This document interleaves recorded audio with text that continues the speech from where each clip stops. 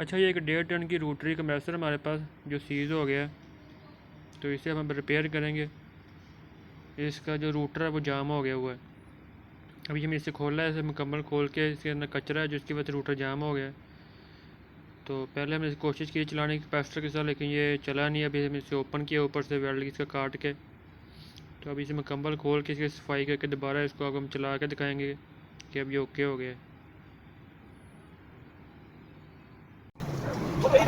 इसकी हमने सफाई कर दी है, अब इसे भी दोबारा फिट करने लगे हैं। तो फिर आपको चला के दिखाते हैं ये कि अब ये ओके हो गया। इसका रूटर जो जाम था, तो इसकी वाल प्लेट खोल के मुकम्मल सफाई की इसकी वालों की।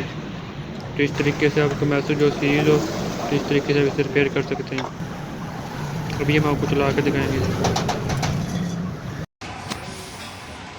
अच्छा, ये 1.5 टन की रोटरी है, तो ये सीज हो गई थी। तो हमने इसे नीचे से ओपन किया है, इसका वाल प्लेट को खोला है। तो इसका रूटर जो जाम था कचरे की वजह से, तो इसकी अच्छी तरीके से सफाई करके दोबारा ऊपर वाल प्लेट फिक्स कर दिए। तो अब ये ओके हो गया, चल रहा है। अभी ये मैं आपको अभी चला के दिखाता हूँ इसे। इस तरीके से कंप्रेसर की जो सीज हो गई इसे आप खुद ही रिपेयर कर सकते हैं। जिद्दा आम लंदन चल चला दें।